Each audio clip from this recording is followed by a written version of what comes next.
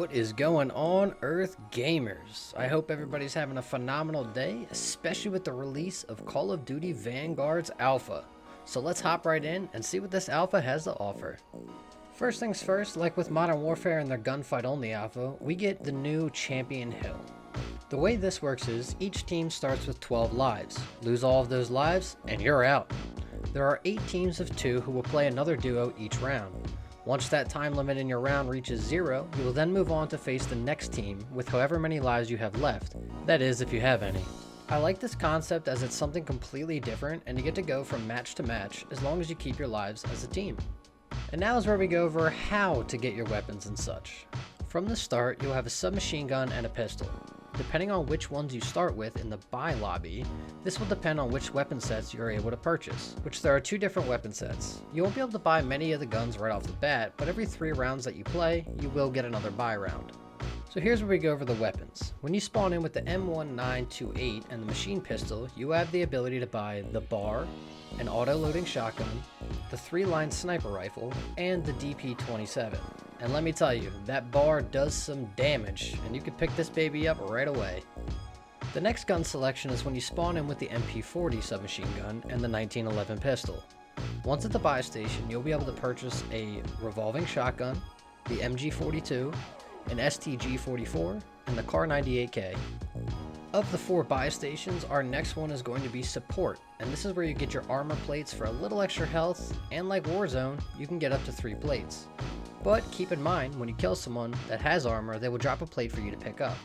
At this station, you can buy individual plates, full armor, an extra life for your team, a spy plane for that UAV, the flame knot, which is a flamethrower as you could have guessed, a V2 rocket which costs $25,000, and if you deploy this, it kills all the players on the map, ending the match. And lastly, the Franken gun, which is a machine gun with limited bullets that carry over upon death until you use all those rounds, and they are explosive. So I'm definitely gonna have to try this thing out. Our third buy station's perks, and perks are amazing to get in Champion Hill because they do some pretty good things and they aren't that expensive. We have access to Demolition, which gives you an extra lethal and an indicator shown for the grenade path. Tracker, which shows enemy footsteps and sets a marker for kills and gets rid of the mark for enemy team. Double Time doubles the duration of your tactical sprint and increases crouch movement by 30%.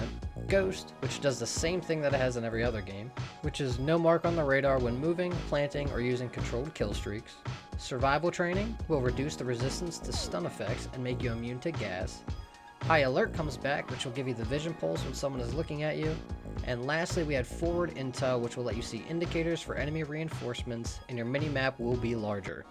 Now on to our 4th and last buy station, which is equipment. You immediately start with an MK2 frag grenade and an N069 stun grenade.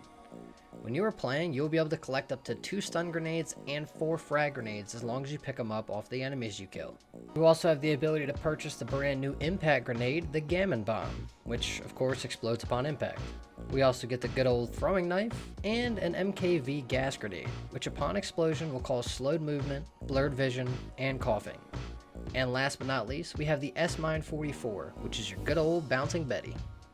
Immediately, you'll start with $500 to purchase anything from these vendors before the first round starts, so choose wisely.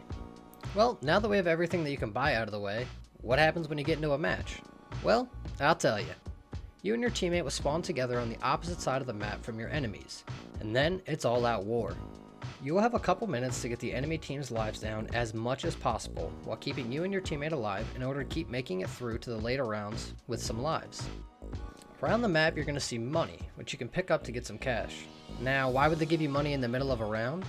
This is because whatever gun you purchased or are using, you'll be able to upgrade this mid-game by using your cash.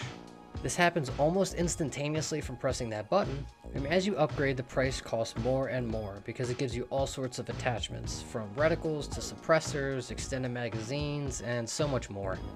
So make sure you pick up those stacks when you see them.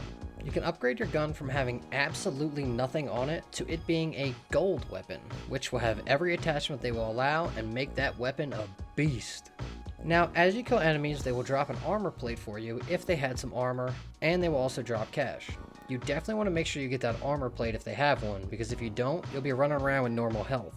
Another super important thing that you can pick up is one extra life token, which will spawn in the middle of the map. Now, after that, let's move on to a little bit of strategy. Obviously, you want to make sure that you and your teammate are on the same page, and one of you isn't running around like a chicken with their head cut off, because that will just diminish your lives that you will need to get to those end matches. The cool thing about this mode is that no matter if you come in first, second, or third, you are considered a victor, just like in free-for-all and all the other CODs. So far, I'm liking what Vanguard has to offer, and being a person who pretty much only plays Gunfight and the other ones, this is super fun. The TTK seems a little quick, but that kind of makes sense, seeing as in that time they didn't really have crazy good gear. I'm curious to see what kind of modes will be in the game when it fully releases, and what other guns we're going to be able to shred with. Now, this alpha will be available on PlayStation 4 and PlayStation 5 until August 29th at 10 AM Pacific Standard Time. I'm actually excited to really try this game out on PC, as it kind of runs like poo-poo on the PlayStation 4. So it's about that time to go find your old ass console and hop into some Champion Hill. And maybe I'll see you out there in the battlefield, soldiers. With all of that, I'm out. Peace.